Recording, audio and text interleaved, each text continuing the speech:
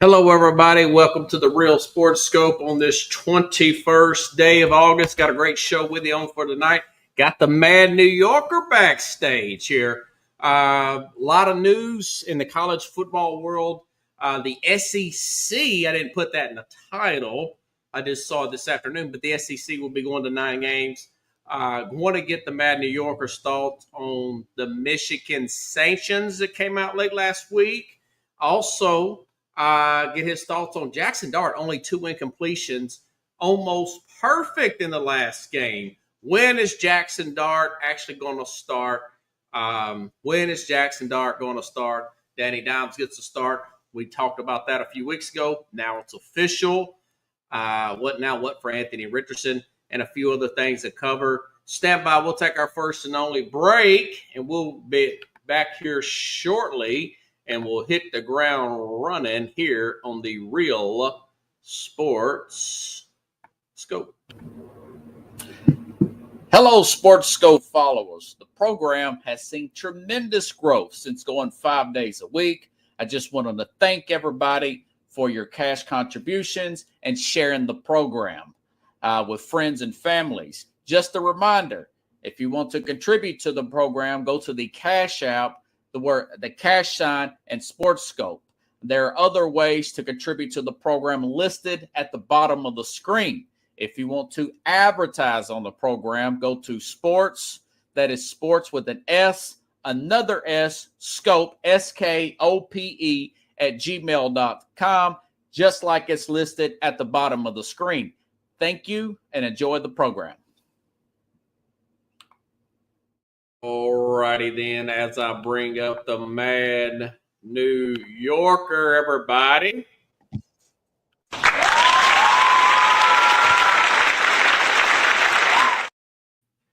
Hey, how you doing, man? There's a little bit of delay there. Of course, this is how my luck has been. So, folks, yesterday we had an issue with echoing. And you there, Carlos? He's got a delay here on his, but Carlos is in Clarksville right now. He's not at his normal Queens place, so he's seemed like there's a little bit of delay there. So anyways, because of the issues I had last week, I was moving the camera around and the microphone and adjusting the sound. Well, it made an echo come up on Roy's and Roy and Trail Mix. That's what it goes by. Trail's microphone. Carlos will be back with us just a second. I'm going to tell you guys the story anyways. So Roy calls me today after the show we did yesterday. Of course, I went on and put the show out anyway. It's just an echo there. You can still hear what everybody's saying. So Roy says, man, I don't know what it is. He says, checking everything. Long story short, we did a small recording, a test recording, and got Roy squared away. He got me squared away. He got the show, and I want to thank you, Roy, there for that, because I know we're squared away on my front now. Now, of course, Carlos is having problems on his side of things. Normally, we're good, though. You know, Carlos comes on once a week, just about every single week, and for the most part, he's pretty good here. Also, while he's back there, I did want to say hats off to Odette. Odette, my friend from work, selling me this. Okay, let's see if we get Carlos back up in here. Hey, Carlos. Hey, how's it going? Can you hear me? Crowd loves you, Mike. Crowd loves you, dude. Let's hit the ground running, brother. Let's hit the ground running. You know what? Since you're the Mad New Yorker, Jackson Dart, 2 incompletions the other day. Again, almost perfect. Watched the game. Watched all of his snaps. Phil Simms, very high on him. Very high on the technique of this offensive line. I know Phil's a homer there, a little bit of a optimistic guy, but he did say the line is doing exceptionally well, preseason or not. I like the fact that he's getting rid of the ball quickly. His stat line was 14 to 16, 137 yards, one touchdown, one sack, 123 quarterback rating. My question to you is, do you think, not if you're the general manager, do you think, Carlos, that they will start him at any point this season? No, not at all. I don't. Um, unless they get they have issues with injuries. Okay. I don't think that he would play and start. I mean, I don't think he should. O line is is not stable enough to be. We talked about this last week. That Yeah, of course. online doesn't have that much stability, and also the experience that he has in the NFL is he lacks that. So between Winston and Wilson, I feel like that's number one, number two. I feel like DeVito might get the back end of the deal and not be and lose an opportunity of being a backup quarterback for the Giants. But um, I think it's going to be Wilson, Winston, and then Dart. I don't think DeVito will be on. I think he's on the chopping block, so I don't think he'll be with the team after the cuts are made. So, but I mean, they can always So they keep got to play. DeVito and put Dart on the practice. Oh, So DeVito, the other quarterback. Yeah, I forgot yeah, about yeah, DeVito. yeah, yeah. So they could always put Dart on the practice squad, which is what they talked about doing, and Yeah. and they've been talking about that in the media. But I don't know. I mean, no matter what happens, I don't feel like this the Dayball and Sean are going to be here next season. So, Hmm. they it's okay to get excited about your future, but you don't play. New York Giants aren't the Green Bay Packers, and they're not the Chicago Bears. They're not a team from Indianapolis. They're New York. It's like high expectations, got to win, and if you don't, sayonara, man. That's just the way it is. And there's no the development process, the programs that they want. That doesn't exist in New York. It's never has, it never will, and it's just the way it is, man. It's not. It's not gonna happen for the NBA. It's not gonna happen for the NFL. It's not gonna happen for baseball, man. It's just the way it is. You come to New York, the expectations that you got to win, and the likelihood of having a team being developed is very little to next to none. I feel like one of the only places that actually happened has been in Major League Baseball and for the Yankees and also maybe for the Mets in '86. But it's very rare you see a group of young guys and they become winners on Very a young team. guys in Yeah, '86. That's correct. Yeah. yeah. So Strawberry and Doc Gooden. Yeah. yeah, they had Strawberry Dog Gooding and they had um some Kevin Mitchell. I'm sorry, Kevin Mitchell, and they had a lot of guys on that team that were young. So it was it's different. It's just and Hmm. sports is one of those things. It's a chemistry thing too. So you can only be rated in the middle or less than being in the middle to last in New York. So it's just the way it is. Yeah. So If you compare him to a guy like Zach Wilson at this point in his career, who I j- uh mean, who Dart? yeah, Dart, he's getting rid of the ball, man. Yeah, I could Um, say it the other way. Think about the loud media. What if they start 2-4? They got some pretty tough games. They got to play Washington. This is in the first 6 weeks. Kansas City, the Chargers, the Eagles, week 6 on a Thursday night. What if I, they decided to go ahead and play Dart on Sunday against the Denver Broncos or somebody like that? I don't Um, yeah, look. I don't feel like Sean. I mean, he has nothing to lose. So, but between the coaching staff and the ownership, I think that would be something that they want. They're more on the conservative side. I don't think they'll make a rash decision like that. To be honest with you, if they make that decision due to injuries for some sort of reason, that's on them. But don't expect Dart to be staying healthy either. They might just call up this guy, Johnny Cutlets, and have him finish out the year because if Wilson gets hurt, if Winston gets hurt, and Dart gets hurt, like what do you like? What was your plan to begin with? Like I'm sitting here, everybody's excited. I get it, but you got to be real too. Like that. O-line doesn't rank in the top 5 of the NFL. Yeah. Why would you put Well, I a didn't rookie? last year. Yeah, I mean, You know. why would you put a rookie quarterback behind that line? So, you know, you got to be realistic, and you got to also, if that's the plan for the future, then you got to be able to protect them a little bit. And there has to be a learning curve. And again, that's the biggest and the toughest job to do, because New York doesn't have a development program. They just don't do that. So you're talking, the media's talking, everybody's saying these things about maybe he's gonna play, maybe he's gonna play. That's because there's no development structure set up. That's the Yeah. reason why everybody's saying these things. So I don't personally feel like, as a personal decision, if I was a GM, a coach, the best friend of the guy, I don't expect you to start, and I wouldn't be upset if you didn't start. If you're the Right. future of the franchise, you got to be treated like you're going to be developed, and that it's going to be for the betterment of the team, to put you in a situation to get better, not to see ghosts, not to get sacked like Carr in Houston when he came out as a rookie quarterback, not to be treated like, like, I can't sit here and say that he's going to be like a Daniels, or he's going to be like a Pat Mahomes, or he's going to be like anybody else. This is Jackson Dart.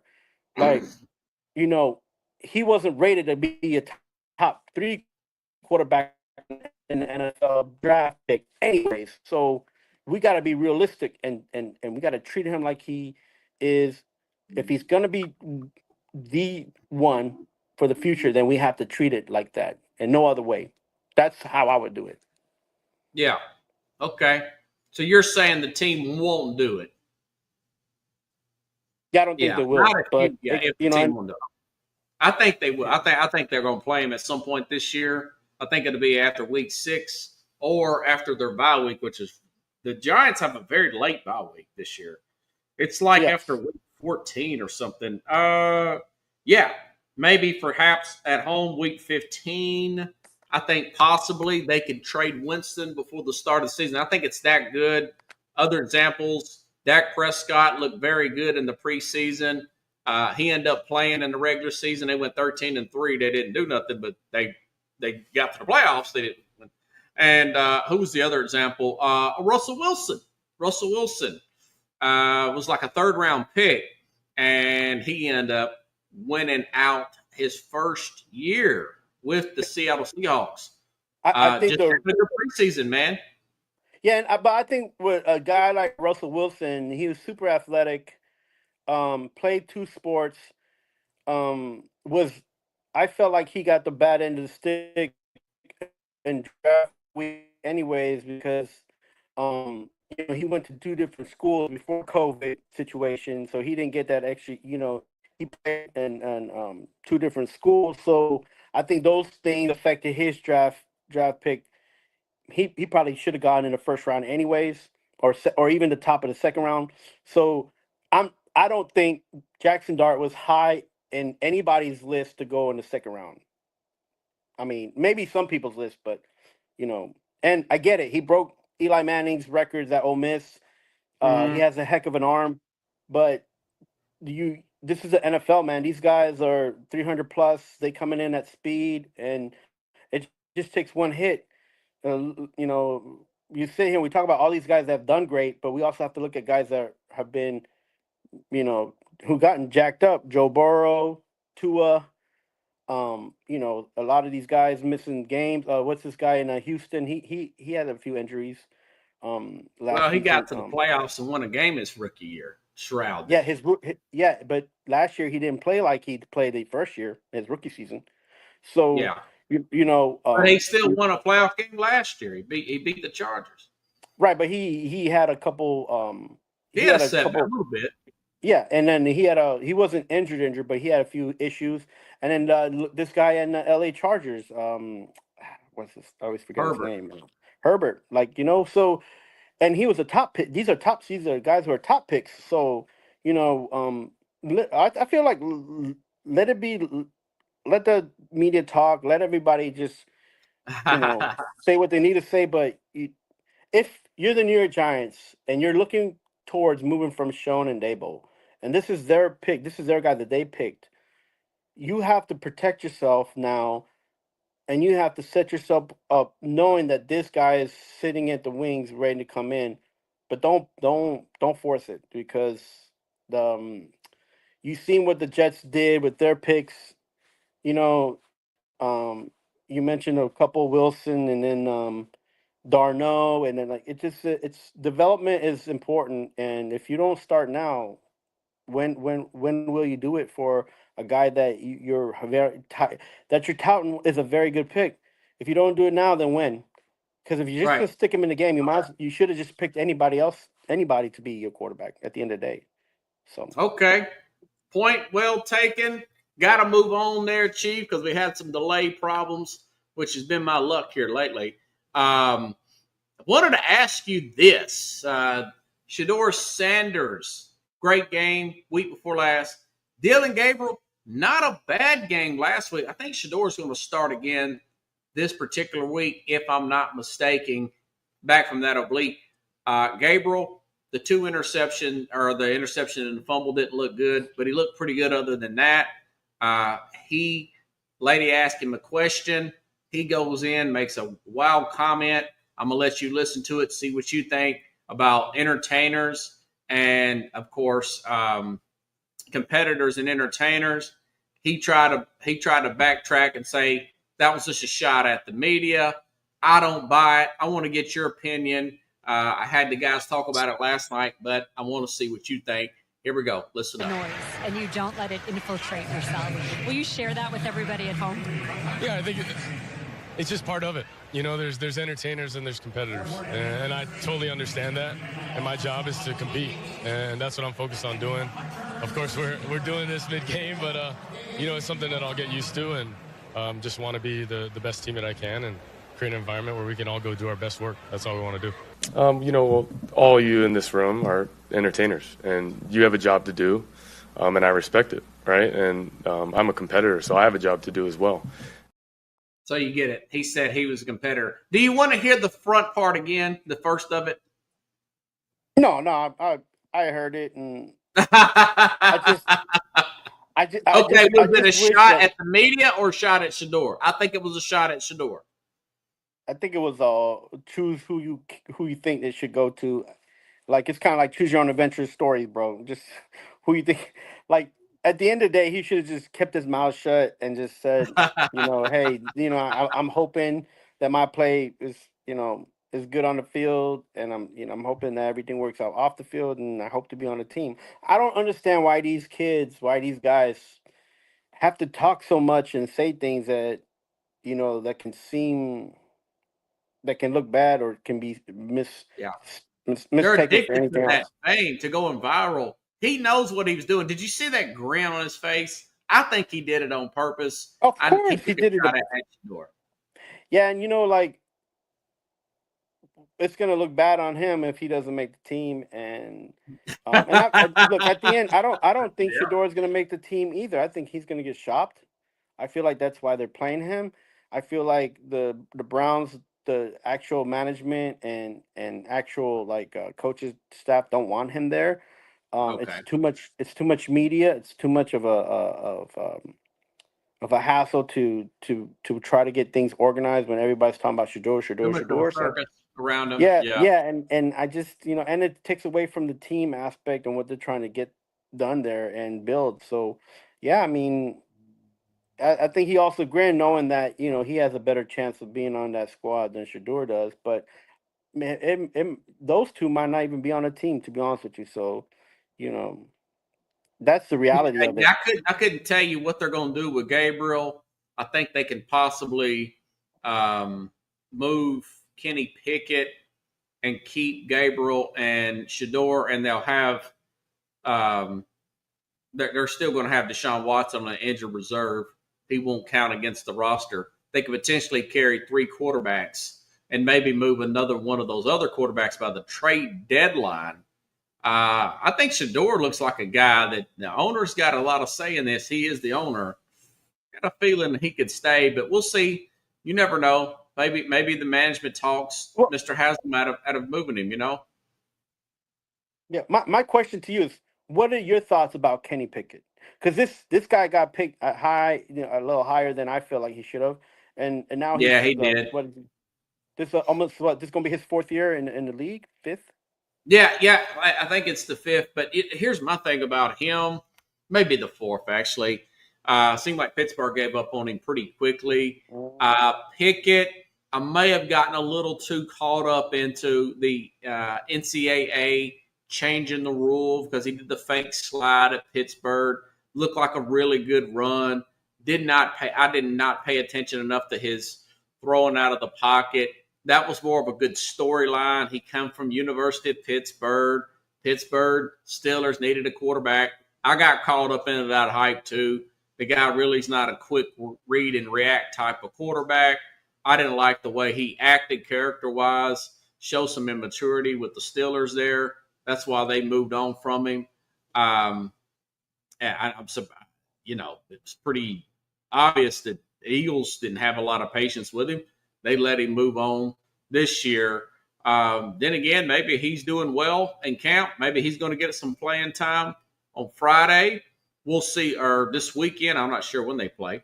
I know they play. It's just a big game. It's the most interesting preseason story I followed in a long time, this Cleveland quarterback saga. Yeah. But Pickett, I'm not really worried about him as much. I think he will be the guy they'll move.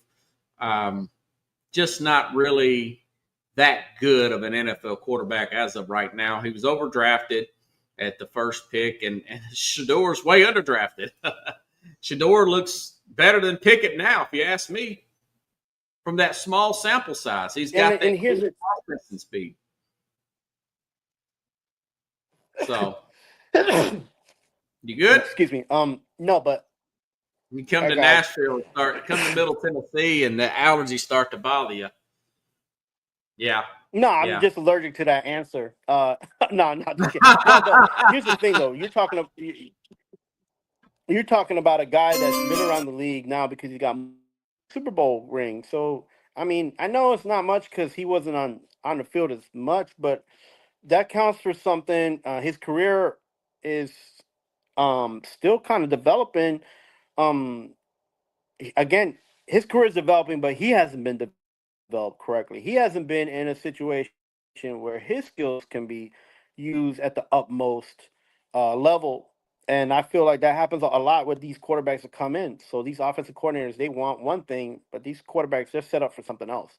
And you cannot, and in the NFL, you can't be a rookie quarterback and be like, and you can't come in with the mindset saying, well, I don't know how to do what you want me to do, or I'm not getting what you want me to do. So you have to do your best to get the work done and try to fit in. And I feel like that's the story of the life of a lot of quarterbacks. I mentioned the Jets quarterbacks, Wilson and Darnold. Like Wilson, I'm not sure what's going to happen to him. He didn't have he's not having an easy road because the Jets don't develop quarterbacks. And Darnold has had a pretty decent situation. But again, because of his past, people are going to always, have that. Watson. Who? No, I'm talking Darnold. Sam Darnold. Oh, Darnold. Yeah, and then I thought you said Darnell. Like, who is Darnell? No, Darnold. And then you have Geno Smith, the same thing. He hadn't been a good, he's just been around everywhere, and then finally he's, kind of settled That's in. a good and point. Maybe Will Levis will turn into a quarterback for somebody, next year. So it's just, Pickett. I feel like Pickett might have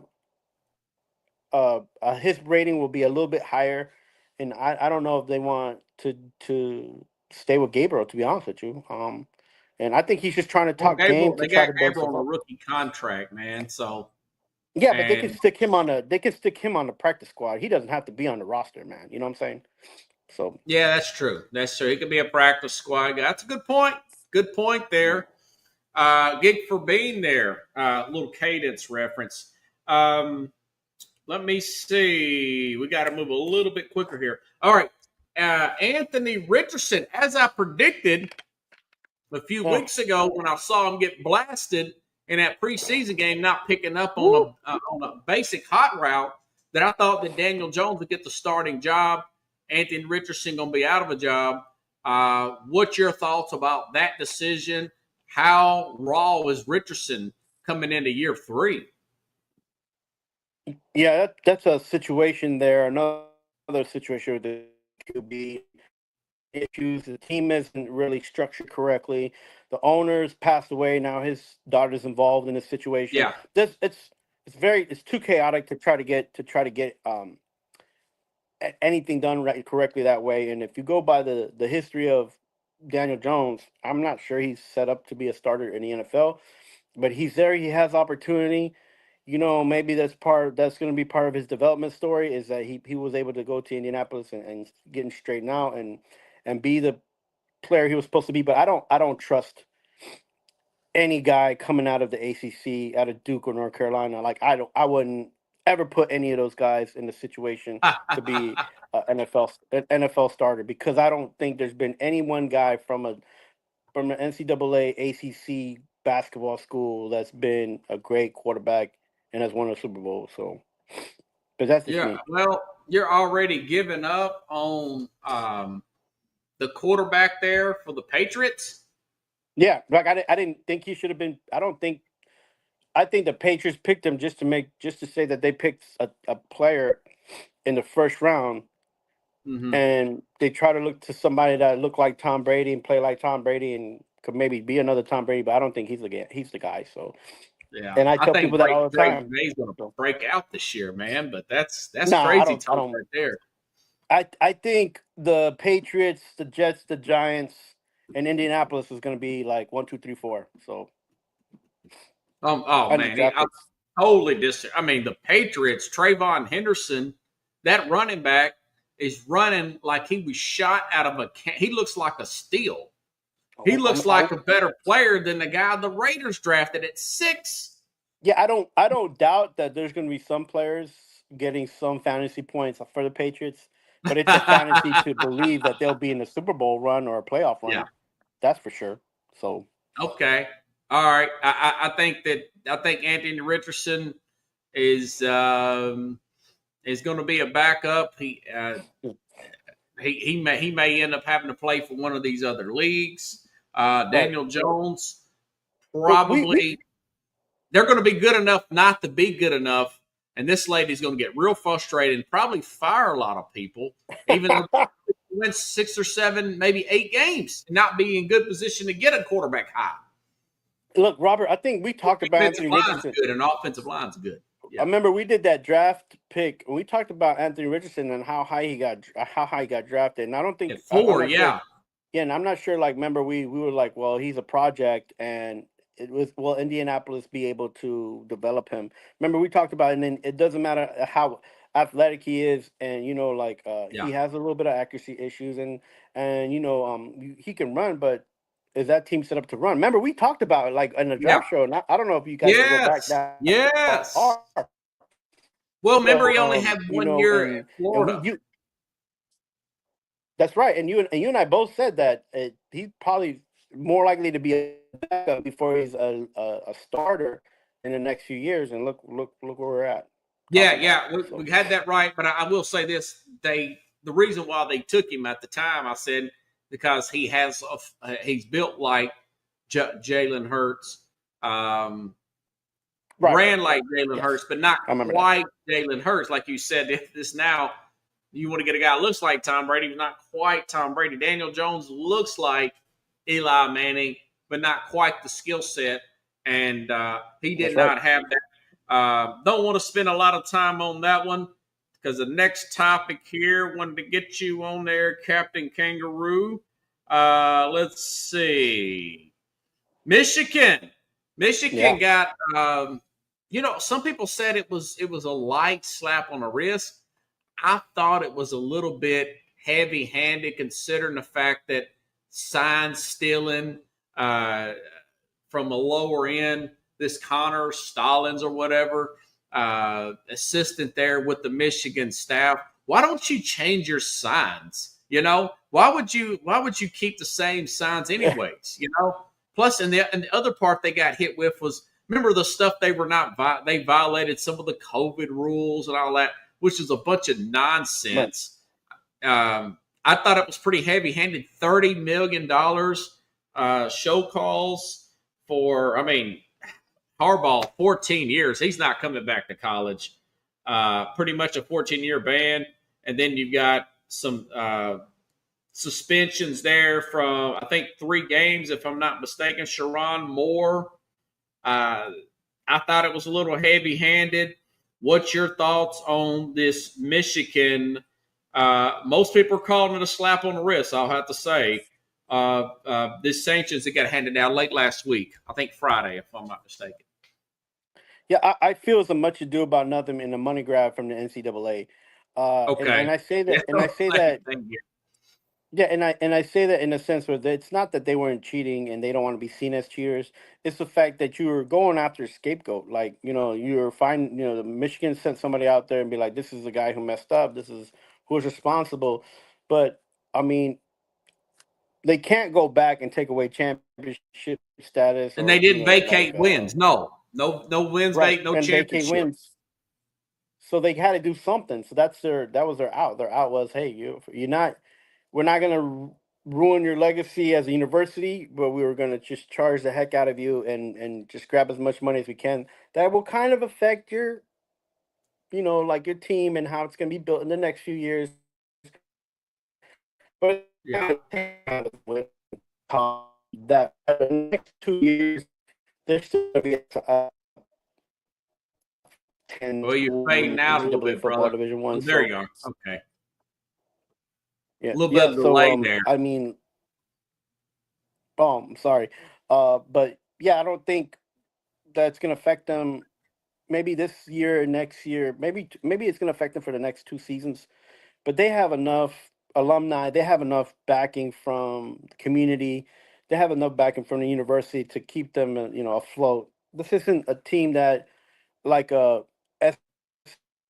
SMU or a school like BYU that if you take this, you Right, hand out right. all these mandates that will fall apart. So Yeah. like They got a money 5-star grab commitment at this the week. end. Also, Yeah, I wanted to, okay. Yeah, a little bit delay there, Chief, but I want to say this before I lose track of thought. Urban Meyer throwing a little salt in the game here, said on a podcast yesterday, if I'm not mistaken, that Jim Tressel, remember Jim Tressel was essentially fired from Ohio State back in 2011 for tattoo scandal at Ohio State. Let me make sure I get this right here before I start making stuff up here. Okay, suspended 6 games since Jim Tressel, the national championship coach, 2011, essentially fired from Ohio State for players trading in Michigan or Ohio State memorabilia for tattoos. Okay, Tressel takes a he takes a job with it's like some kind of film editor or whatever, some small lower end job with the Colts. Then the commissioner Cadell suspends him for 6 games. Urban Meyer saying, does that affect Jim Harbaugh? Will he get suspended by the league? And my thing is, the league was more strict then on stuff like that, button in stuff. I don't think that'll happen. It could happen. Since Urban Meyer, I think he's really throwing a little Ohio State, Michigan shade there, bringing that up. What do you think about that, Mike? I think that Harbaugh will be affected by this situation in the NFL, except for that how coaches will view him. And also maybe if it doesn't work out for him in LA, he might not be able to be a head coach. Because a lot of these coaches have ties to the university anyway, to different universities nationwide. Yeah. So he might not be able to get rehired as a head coach if he no longer coaches the Chargers, not because of any kind of suspension, but because it's it's about who you know, and and that and probably between his age and what has happened in prior universities, I think that maybe LA will be his last stop as a head coach, to be honest with you. So Yeah, he very well made this play out Herbert's career, maybe win a Super Bowl or something of that nature, and then retire at maybe like 75 or something. I don't know. It's hard to tell what Harbaugh's going to do. Very competitive. right. Um, I think he may say something to Urban Meyer if he ever saw him, but it's Urban Meyer sounded a little jealous of Jim Harbaugh. Well, That's a Urban tough Meyer. call. Who would you take, Urban Meyer or Jim Harbaugh? Right now, I'll take Jim Harbaugh because Urban Meyer failed miserable. He failed so bad in the NFL that made him look bad. And Urban Meyer, look how bad it looked when he left Florida with all those players in trouble. And then the same thing at Ohio State. I think for Urban Meyer, it was that he thought he could do whatever he wanted, Yeah, and that he thought that because the situation he was in, that nobody would say anything.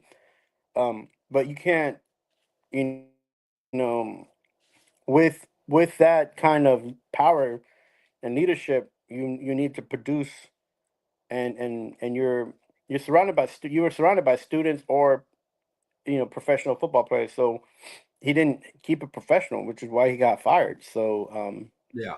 as long as you keep it professional and be real, um, you're more likely to keep your job. So Who would you take, Urban Meyer or Jim Harbaugh? or Harbaugh.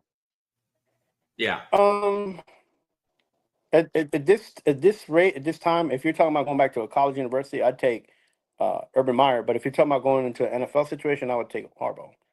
They're two Okay. different minds playing two different. Overall, who's a better coach, man? Harbaugh or Jim?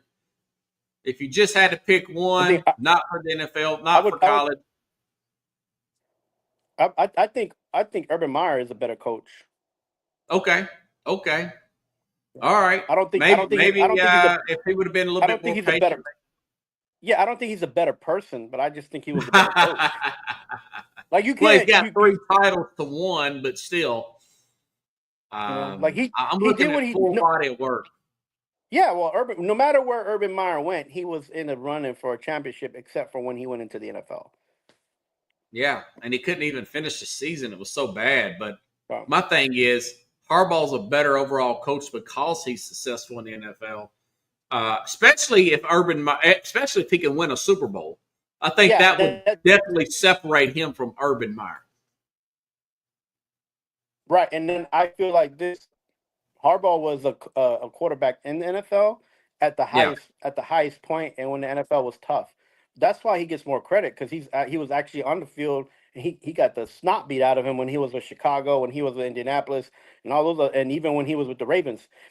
So that's why he gets a little bit more respect from players. But at the end, like if I'm looking at it from the outside, him playing Yeah. in an NFL does has nothing to do with the fact that Urban Meyer has won and changed cultures and universities when he's been there to be winning. Okay. Yeah. So He's a better turnaround coach, much quicker there, very intense. That's why he got those heart issues.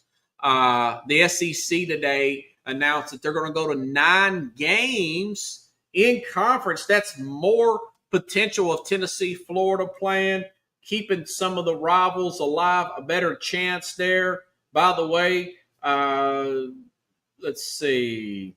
I want to say the Big Ten. Yeah, the Big Ten and the Big 12 have already had already doing that. 9 games. I think it's a great thing. What's your thoughts about that? Is it too much for the SEC? I think it's no, I think it's perfect, because it takes away from that idea that they're gonna just get one game playing a smaller regional school, and try to take advantage of that. And one then, less Mercer in there or Austin P. yeah, they're not be scheduling Austin P. Mercer or UT Martin. Like, even though they should get an opportunity to play these teams, but now it's become more serious. Right now, you have to win with teams in your conference. But again, even if they do that, that doesn't mean that Vanderbilt, Kentucky, SEMO, A&M, like those teams that are like been struggling to get to the top of the SEC are gonna be. It's gonna balance it out. I think they're still gonna have those issues at those schools. So I'm talking we'll about see just what for happens. fans' sake. There's I, still a chance that Oklahoma and Texas can keep that rival up going. yeah, but Tennessee can play Florida every year. Alabama can play Auburn every year. yeah, LSU plays Florida. LSU Florida's a close one. Yeah, I mean, but again, there's gonna be those struggling years where the smaller schools, Ole Miss, Arkansas, um, they're gonna, Kentucky, they're gonna. You're gonna be like, why we got to see this again? Like they're having Yeah. bad years. Why do we have to see this? So, hopefully they can step it up. Hopefully those teams can take advantage of NIL and step it up and and try to be as competitive. And I think that's the point that they're trying to do, but I don't know if it's gonna happen, to be honest with you. So Yeah. Well, I will see what happens. This is going to start, folks, next year. I cannot wait. Things just keep getting better in the wide world of college football. A friend of mine at work, lady friend here, Odette Heller, wanted to give you a shout out. She pointed out a story to me earlier this week about the Minnesota Vikings cheerleading squad has two males on this team there. And as she was telling me about it, today's Thursday, like on Monday, she mentioned that, or Tuesday, as the weeks went on, I'm starting to see more and more stuff, videos of this. And college, we're just talking about college football. It's okay for male cheerleaders to have like the big giant plastic, what do you call it? Like a bullhorn thing, or I don't know what you call it. Megaphone plastic. They're hollering at the crowd and they're flipping the cheerleaders up and down. This is a totally different situation. I actually got a clip here from TikTok and let you be the judge of this fiasco.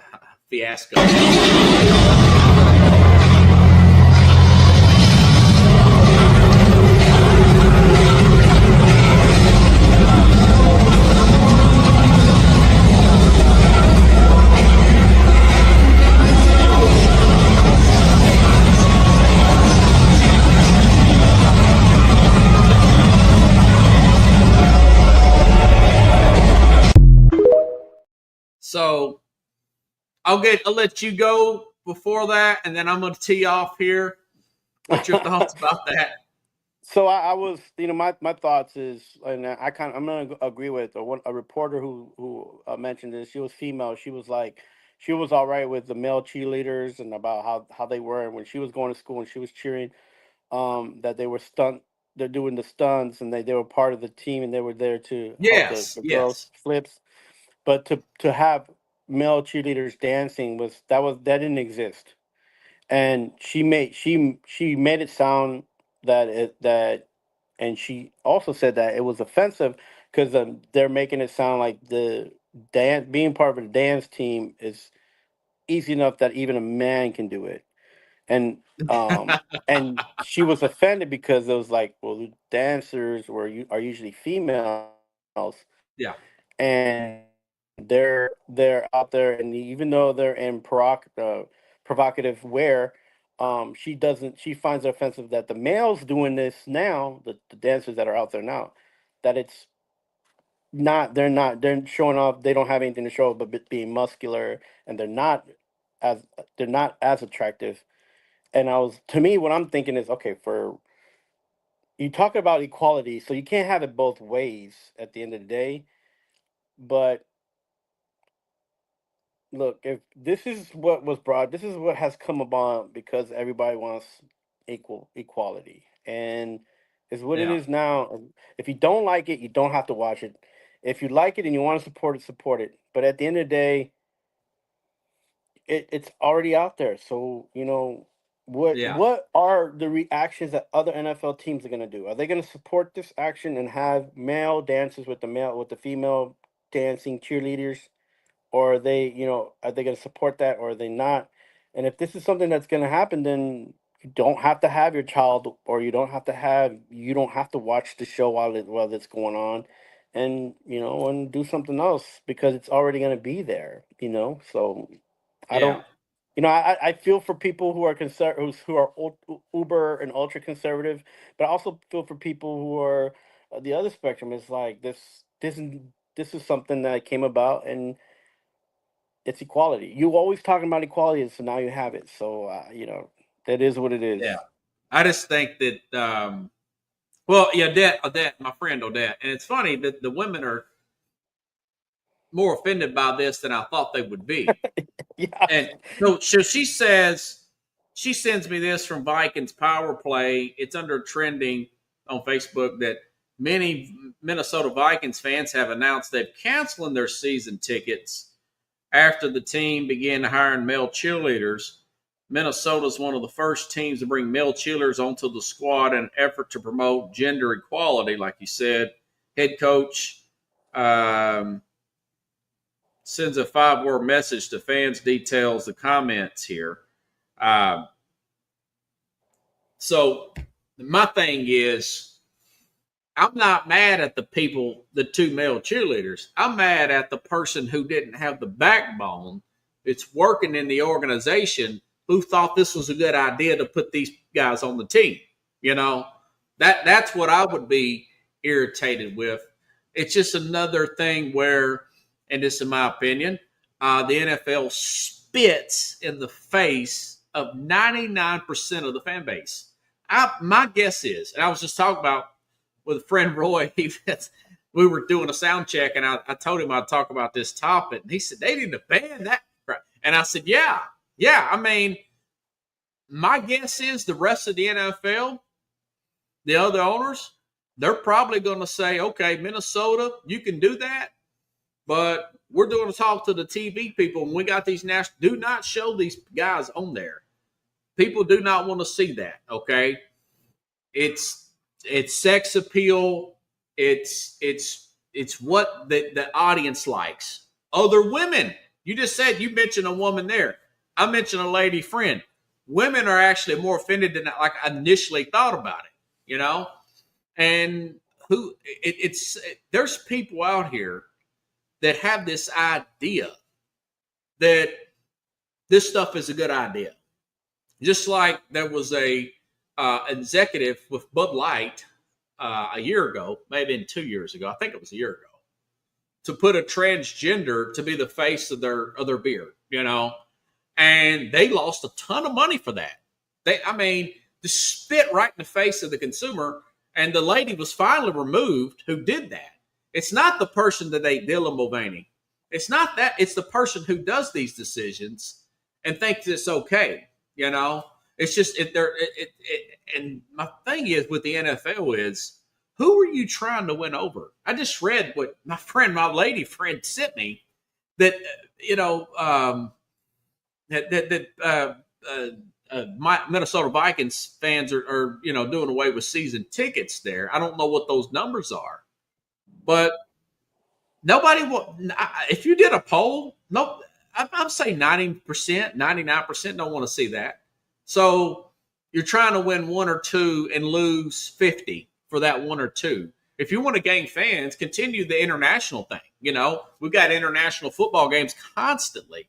I drive Uber. I'm meeting people from all over Europe that say, yeah, I like American football. I'm starting to like. Remember Dan Dave?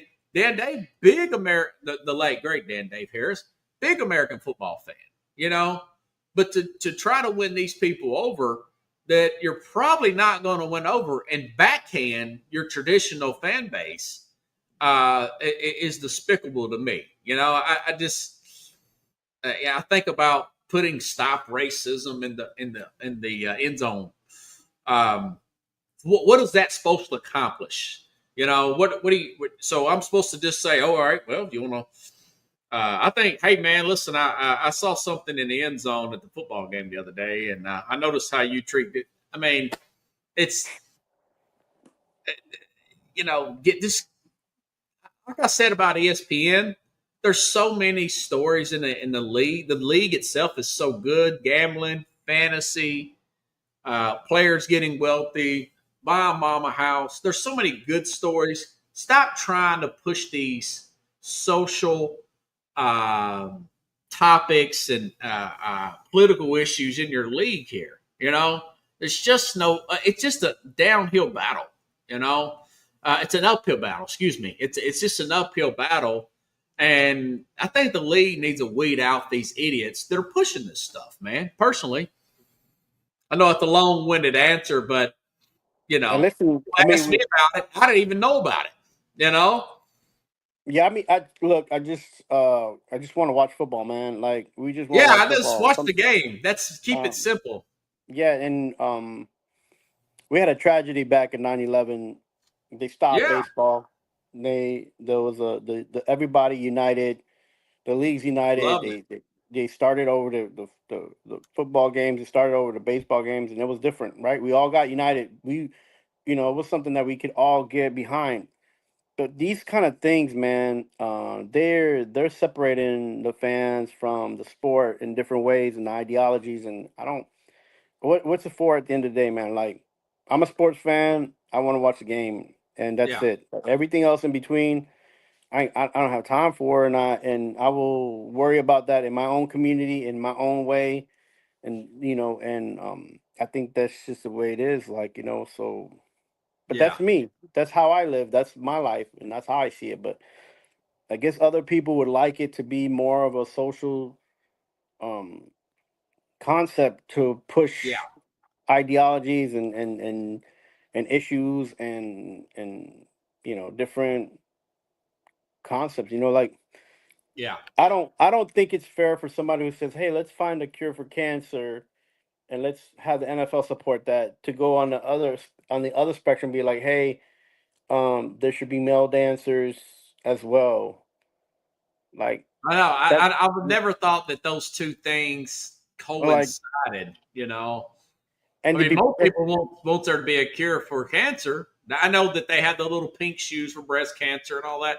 right in October, yeah, they have the Yeah, pink the yeah. I know cure for the basketball does that too. the, So the catch for the cure. Yeah, even baseball, Major League Baseball, they have stand up for cancer. Like, but again, I don't know, man. Like I said, at the end of the day, I just want to watch the game, man. So like, yeah, yeah, and I can we? love the purity of it. Yeah, And so you know, I just think that there has to be more backbone in these organizations and not listen to these fringe groups here who I just think try to run the game and try to get their own agenda. I thought that a lot about the Kaepernick stuff. People trying to get their own agenda done rather than solving the problem or right. exacerbating the problem. Rather, and the NFL falls for that stuff. The weak leadership falls for that, and really ticks me off.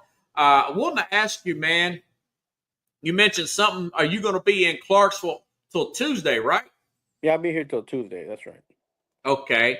I do have a potential friend of mine that I may hang out with Saturday night, but I gotta make sure check out with her. But if not, um, what do you think about maybe doing a show talking about your college football teams? You think we can do a special edition? We can record it that can win a national championship, playoff teams. I know you mentioned some.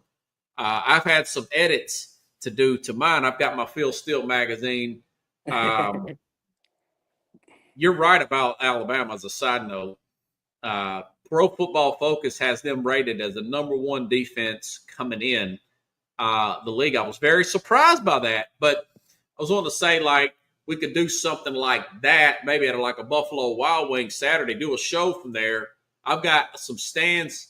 You could do it on your phone. I do it. We'll be across the table, but we could show everybody we're in the same place. I come on your side. Hey, what's up? And then we can kind of do it that way. Possibly Saturday night. If my friend she's got to work or whatever. But if not, we could do that show next week or whatever. But we could record it Saturday and I can play it next week, and we can do another show next week at Thursday. But that would be kind of cool to do that. I'm trying to get out more and do more shows out and about. That's going to be the goal for the future, going to locations. You're right about Austin invited me to an event, but you know how our friend Austin is. You never know if it's BS or what. He invited me to something Friday. I don't know if I'm going to be able to do it. You know, Austin Jabal from Tennessee, you know, and I went to church with him. Last time he invited me to an event, he was totally full of crap at the University of Tennessee, and I forgave him for it. But could you possibly do that Saturday night? Yeah, man, I'm game. We'll just put something together and we'll keep in touch and let's try it. I want to do it. Plus, I want to see where we're at this championship, where we meet up at this championship series. Yeah. I've been working on that all week. I've got the Field Steel magazine. I've got notes of teams. Maybe since we cover so much Tennessee, even though I don't think they're going to be a playoff team, we could still give a preview of your thought of where the Vols are going to land, since a lot of people that like Tennessee, and maybe throw in a Notre Dame, somebody like that to add to that. I'll carry my magazine up there. But if my friend wants to hang out, which I told her I was going to hang out last month and I didn't get a chance to because I've been moving in this giant apartment here. I'm just still getting settled in, as you can see. But anything else you need to add, Chief? We're doing good on time. We're managing well. Yeah, no. I'm just getting excited. I just started my notes and got everything together. I'm here in Tennessee, and I'm gonna do this show here, talk about like the baseball, what the Mets are doing, what the Yankees are doing, and just hopefully we get to do the Saturday show. And man, fantasy league started. Everything's going on. The pick'ems have started. Where the college football and it's all go. Fall season's here, people. I know it don't feel like it some places you're at, but it's really hot. Yeah. Everybody's I've been around here. Like a lot of the students are in school. They're excited for football. My niece is in college. She's up in Indiana. She's excited for football. Nice. I got my nephew who just moved to Indiana, who's his little brother. He's playing football in high school for. What's your niece and nephew's name? I'll give them a shout out with the sound off real quick. Yeah, the Lanson family, is Sophia Lanson and Ari Lanson. They're doing their first year of college. Second year of college and yeah. That's what's up. And big things. Yeah. I will get back to you probably tomorrow or Saturday. If not, reach out to me Saturday morning. We will figure something out. If I can't make it, we'll definitely do a show, obviously, next Thursday. But I sure would like to record that show. That would be pretty cool. I'll carry some stands up there, and we'll hook somebody up, whoever our waitress is, and do a 45-minute show, something like that. If not, the next time you come down, we'll do a show outdoor somewhere. So that's a good idea, by the way. Yeah, man. I'm game. I'm getting some new cards made. Get some laminated cards. I'm going to put them in the back of my car for people to do QR code scans. Working on that Friday as well to build this program up, man. Appreciate you having me, man. Of course. Thanks. The Mad New Yorker, everybody. One more shout. Bloop. Is that what you say? Thanks, man. Thanks, everybody.